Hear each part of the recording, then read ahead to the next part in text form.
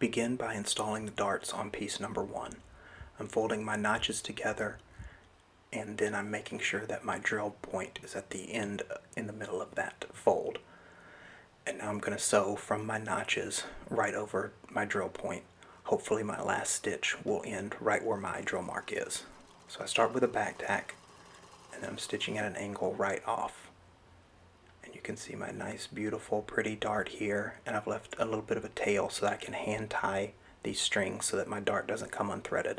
This way I don't have a back tack which makes an ugly bulk at the termination point of my dart. And now I'm doing the other 3 darts along the center front, piece number 1.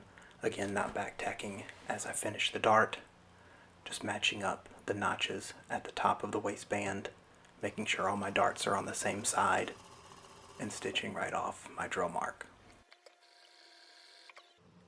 Here you can see my beautiful darts, and here is a front view face up of that piece.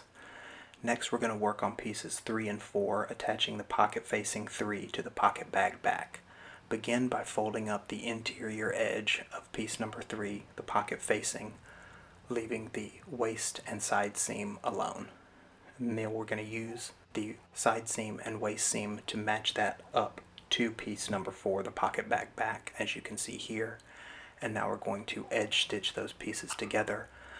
I've got the edge of my pocket facing aligned with the left edge of my presser foot, so that I've just got about a 1/16 of an inch overhang for my edge stitch. And I'll begin with a back tack, and using that visual marker I keep my piece lined up and stitch a beautiful top stitching all the way down my pocket facing bag. Next I'll do the same thing on the other side, remembering to do the inverse. We don't want to make 2 left or 2 right pockets. So the way you folded it one way, you'll fold it the opposite for this next step. Here you can see that. And this time I'm lining up that edge with the right edge of my presser foot so that I've got the overhang on the pocket facing piece number 3. My stitching is on piece number 3. Stitch that beautiful line down and finish with a back tack.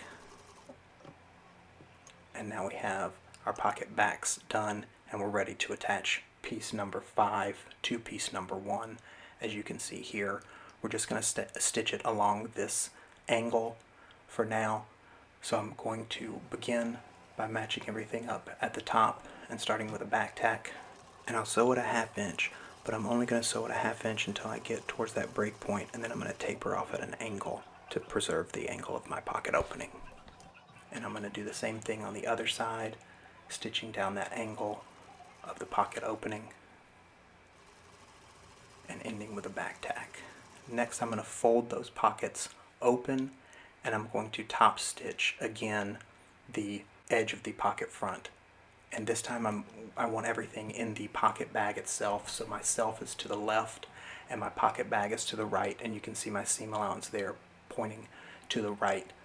So I've got the edge lined up with the left edge of the presser foot so that I edge stitch in the pocket bag itself, pulling everything, understitching everything to roll up underneath the self.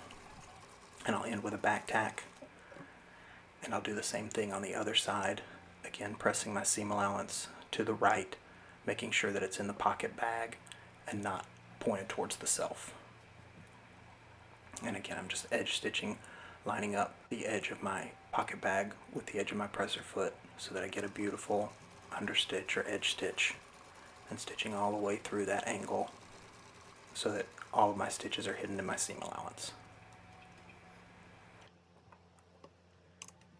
Now we're going to put pocket bag back to pocket bag front. Here you can see I have faces together, and now I've got them folded over, and we're going to sew this right angle along what will be the interior of the pocket bag.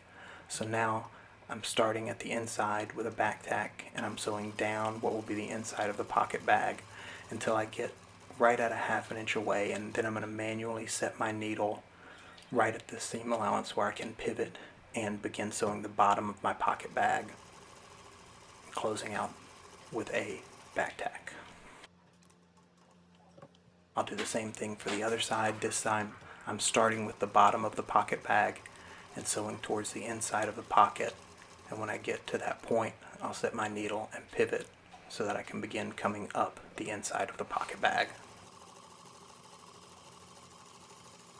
Finish that with a back tack. And here you can see my pockets in place. Next is to baste everything. So I've got 1/4 of an inch and a 5 stitch length, and I'm just making sure that the pocket bag is securely attached to the face for our next step.